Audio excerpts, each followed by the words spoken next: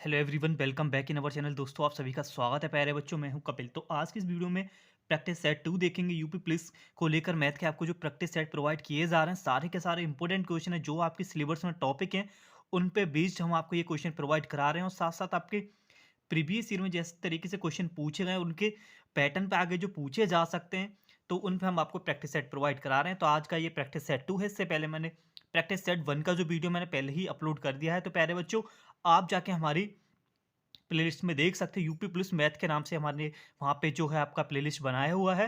तो ना बात करते हैं क्वेश्चन नंबर 1 की। जैसे मैंने बोला था, हर एक प्रैक्टिस सेट में क्वेश्चन को ऑलरेडी मैं यहाँ पे सॉल्व करके रखूंगा, जिससे क्या होगा, हमारा टाइम भी कम वेस्ट होगा, ज़्यादा से ज़्यादा चीज़ें भी हमारे बेहतर समझ आएंगी। और सबसे इंपॉर्टेंट बात क्या है, एक्सप्लेनेशन समझाने के लिए प्रॉपर टाइम हमारे पास रहेगा। ठीक है ना। तो चलिए बात करते हैं क्वेश्चन नंबर 1 की।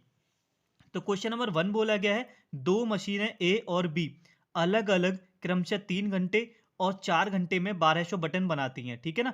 दोनों मशीनें बारी बारी से आधे आधे घंटे तक चलती हैं, तो दोनों मशीनें 1 घंटे में कितने बटन बनाएंगी। ठीक है ना। तो क्वेश्चन बोला गया, दो मशीनें ए और बी। ए मशीन 3 घंटे में बनाती है कितने, 1200 बटन।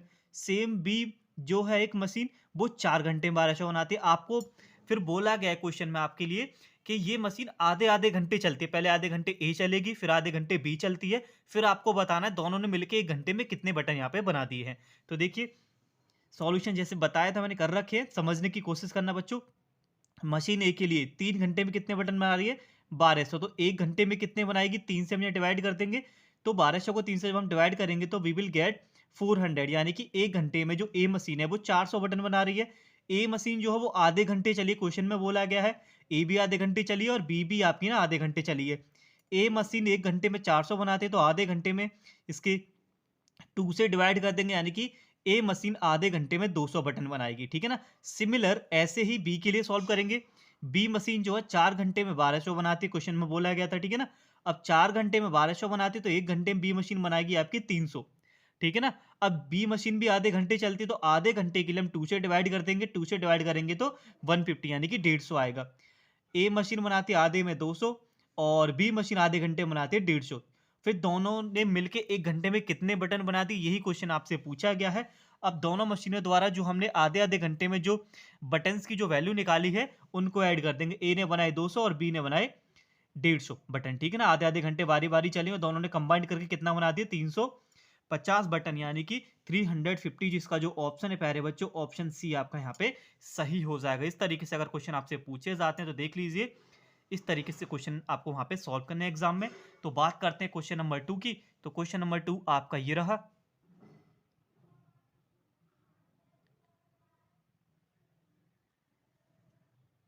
तो ये क्वेश्चन हमने प्रॉफिट लॉस से लिया है।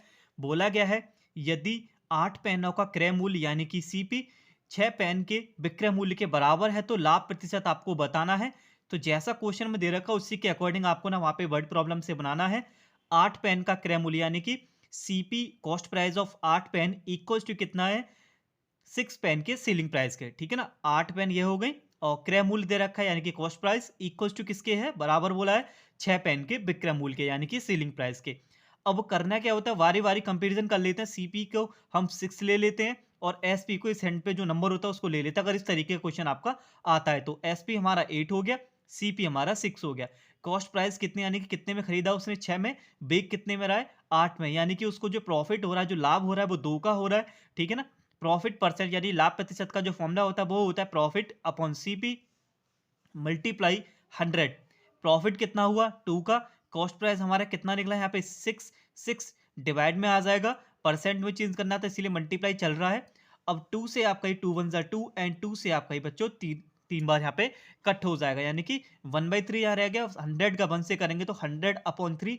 अब इस क्वेश्चन को ज्यादा आगे ले जाने की जरूरत नहीं है, क्योंकि ऑप्शन में जो न्यूमरेटर और डिनोमिनेटर में चेक करके हमें पता लग गया 3 सिर्फ इसी वाले ऑप्शन में आ रहा है, जिसका जो हर है वो 3 है। अगर दो ऑप्शन अगर कहीं भी तीन तीन नंबर हर वाले के साथ आ जाते, यानी कि दो ऐसे इसमें ऑप्शन होते जिनके जो हर है यानी कि जो डिनोमिनेटर है वो 3 होते, तो हम फिर इसको कंप्लीटली मिक्स फ्रैक्शन में चेंज करते। ठीक है ना। बट यहाँ पे जो डिवाइड नीचे जो 3 है उसका सिर्फ एक ही ऑप्शन है, जो है सी वाला। ठीक है ना। तो इस तरीके से क्वेश्चन पूछा जाएगा। पहले इक्वेशन आपको फ्रेम करनी है, कंपेरिजन कर लेंगे। एसपी हमारा 8 हो जाएगा, सीपी 6 हो जाएगा। तो चलिए बढ़ते हैं अपने क्वेश्चन नंबर थर्ड की तरफ। थर्ड मैंने ले रखा है आपका किससे, एक्सपोनेंट से। ठीक है ना, क्वेश्चन में बोला गया है यदि a का पावर v इक्वल्स टू 125 है तो आपको बताना b का पावर a का वैल्यू कितना होगा। जो गिवन इक्वेशन है पहले हमने उसको लिख लिया, a का power v equals to 125, right. अब ये सेम रहने दिया, इक्वल का इक्वल चल रहा है। अब जो 125 होता है वो 5 का क्यूब होता है। जब आप इसके फैक्टर करोगे प्यारे बच्चों, तो 5 मल्टीप्लाई 5 मल्टीप्लाई 5 आपको यहाँ पे देखने को मिलेगा, यानी कि 5 को 3 टाइम लिख दिया, 5 की पावर 3। अब हम कंपेरिजन कर लेंगे, तो v के प्लेस पे आपका 3 है और a के प्लेस पे आपका 5 है, तो वही हमने यहाँ लिख रखा है a इक्वल्स टू 5 और b इक्वल्स टू 3। क्वेश्चन में पूछा गया b का पावर a, यानी कि जो आपने b की वैल्यू निकाली वो 3 हो गई, a हमारा ऊपर 5 आ जाएगा, ठीक है ना। तो अब क्या करना है, 3 का पावर 5 आपको 5 टाइम लिखना है। जब आप मल्टीप्लाई करोगे तो यू विल गेट 243, यानी कि 243।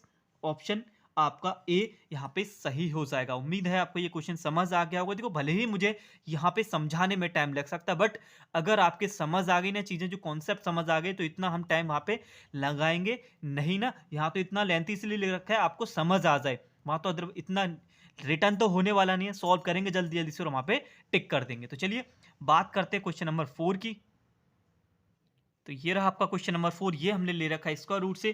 क्वेश्चन बोला गया यदि 1 प्लस 25 अपॉन 144 अंडर रूट में दे रखा है equals to 1 plus x upon 12 है, तो आपको एक्स का मान आपको बताना है। तो जो गिवन इक्वेशन था वो मैंने यहाँ लिख रखा है। फिर क्या किया मैंने, यहाँ पे एलसीएम लिया, इसको 144 को ऊपर लेके गया, 144 प्लस नीचे चल रहा है 144, ठीक है ना। ये सब कुछ चल रहा है किसमें, स्क्वायर रूट में। इक्वल्स टू इसका भी मैंने एलसीएम ले लिया, 12 वन 12 प्लस एक्स अपॉन 12 नीचे रह जाएगा, ठीक है ना। जब आप 144 प्लस 25 को जब ऐड करोगे तो यू विल गेट 169, और अपॉन में चल रहा है 144 इसका रूट के साथ। इक्वल जो इक्वेशन है चल रही है उसको सेम ऐसे रहने दिया। फिर क्या सोच देखा हमने, जो 169 है वो आपका 13 का स्क्वायर होता है, और 144 यानी कि 144 जो होता है वो 12 का स्क्वायर होता है। तो ये दोनों इसका रूट से बाहर आ गए। इक्वल में चल रहा है 12 प्लस एक्स अपॉन 12, वो सेम ऐसे ही आपको रहने देना है। और 12 से आपको यहाँ पे ये 12 कैंसिल आउट हो जाएगा। तो रिमेनिंग टर्म जो बचेगा, जो बचा हुआ पार्ट है वो आपका है 13 equals to 12 plus x.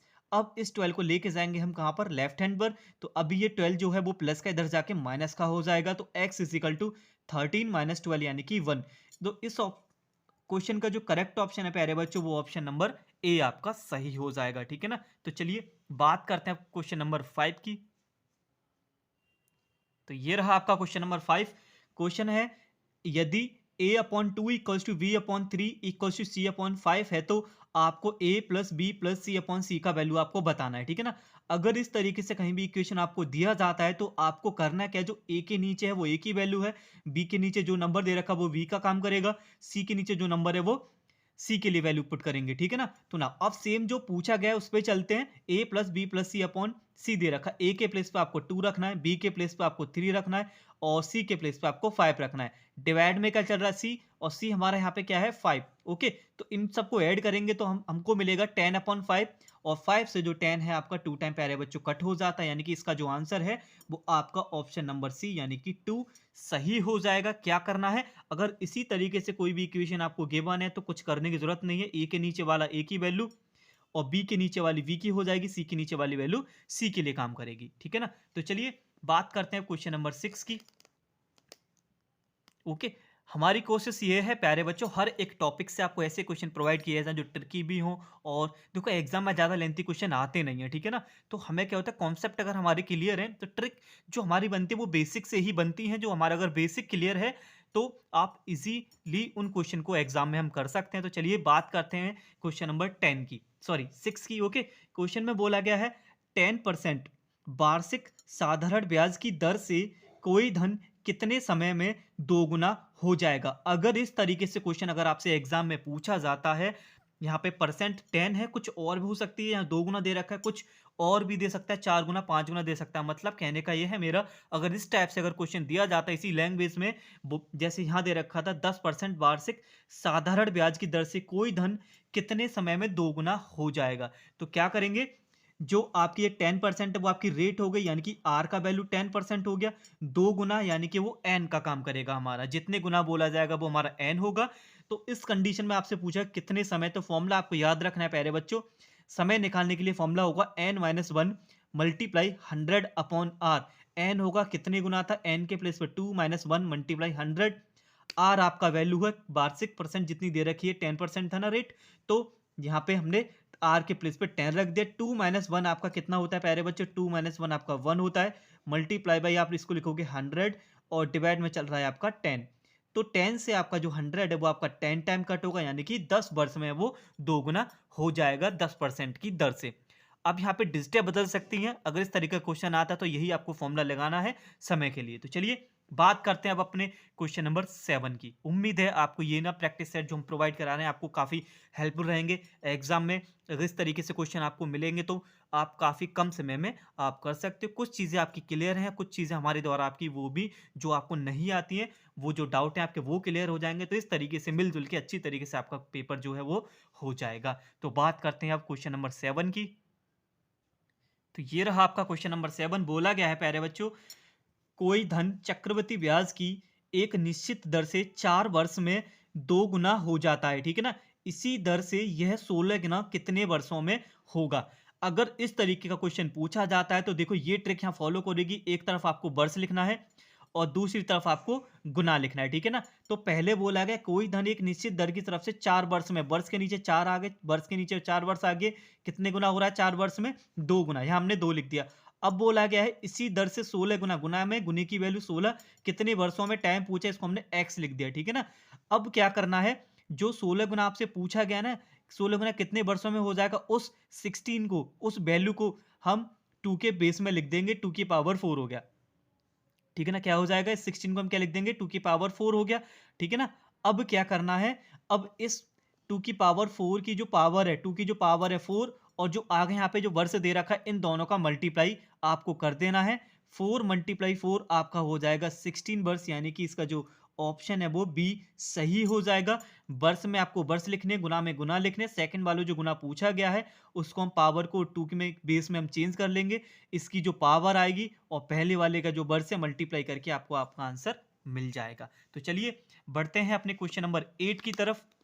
Question number 8 आपका यह है, बोला गया है एक समबाहु त्रिभुज की जो प्रत्येक भुजा है वो 6 सेंटीमीटर है, तो इस समबाहु त्रिभुज की ऊंचाई आपकी क्या होगी। तो समबाहु त्रिभुज की ऊंचाई का जो फॉर्मूला होता है वो होता है h is equal to √3/2 multiply भुजा, जो आपको वहां पे साइड दे रखी होगी, तो साइड आपको 6 सेंटीमीटर दे रखी है, तो √3/2 मल्टीप्लाई भुजा के प्लेस पे 6 और 2 से आपका ये ना 3 टाइम यहाँ पे कैंसिल हो जाएगा, तो कितना बचा 3√3 सेंटीमीटर।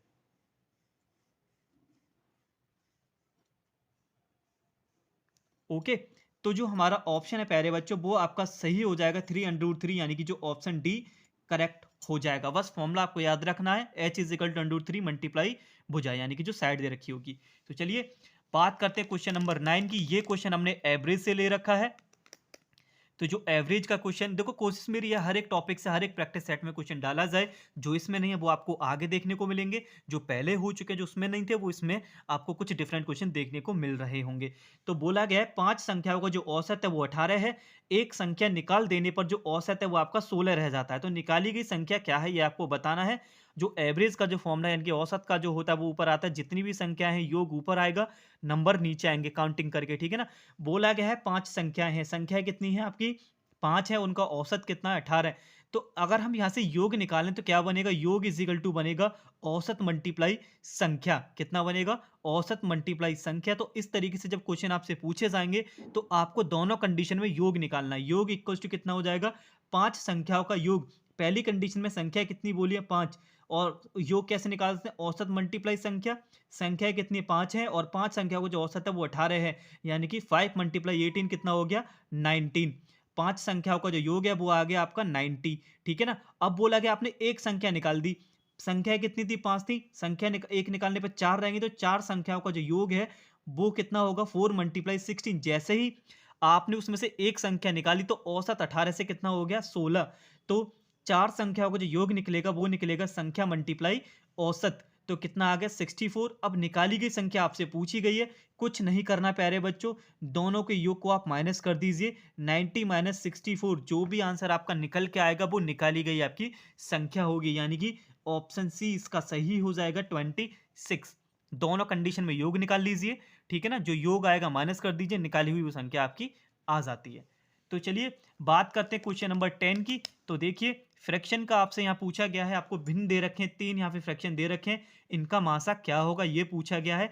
तो करना कुछ नहीं, जब आपसे मासा पूछा जाएगा तो ऊपर वाले नंबरों का आपको मासा ऊपर लिख देना है और जो नीचे नंबर है उनका लासा नीचे लिख देना है। तो मासा निकालने का फॉर्मूला क्या होता है, अंश का मासा ऊपर यानी कि न्यूमरेटर का, ऊपर वाले नंबरों का मासा कितना आ गया 5, 10, 25 का जो एचसीएफ आएगा वो आपका 5 होगा और 6, 18, 36 का आपका जो एलसीएम आएगा वो आपका 36 होगा, यानी कि 5/36। इसका जो ऑप्शन है वो आपका ए सही हो जाएगा। अगर आपसे यहाँ लासा पूछा जाता, यही कंडीशन उल्टी हो जाती, क्या करते फिर ऊपर वाले नंबरों का लासा निकालते, नीचे वालों का आप मासा निकालते। बट इस क्वेश्चन में आपसे मासा पूछा गया है, तो क्या करेंगे, जितनी भी आपको वहां पे भिन्न दे रखी होंगी उनके ऊपर वाले नंबरों का आप मासा निकाल दीजिए। मासा आ गया 5 और नीचे वाले जो नंबर है उनका आप लासा निकाल दीजिए। दोनों को डिवाइड करने का जो भी आपको आंसर मिलेगा वो आपका इन दिए हुए फ्रैक्शन का मासा आपसे पूछा जाएगा, वही निकल के आ जाएगा।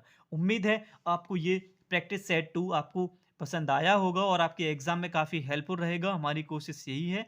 ओके, अच्छे से अच्छे क्वेश्चन आपको प्रोवाइड किए जाएँ। अगर ज़रा सी भी आपको हमारी मेहनत ज़्यादा पसंद आ रही हो तो प्लीज़ ज़्यादा से ज़्यादा लोगों में शेयर करिए, वीडियो को लाइक करिए। जो भी आपके साथी भाई-बहन मित्र जो भी तैयारी कर रहे हैं एग्ज़ाम की, उन तक वीडियो को पहुँचाइएगा। तो चलिए मिलते हैं अगली वीडियो में, तब तक के लिए धन्यवाद। Take care and wait for the next video.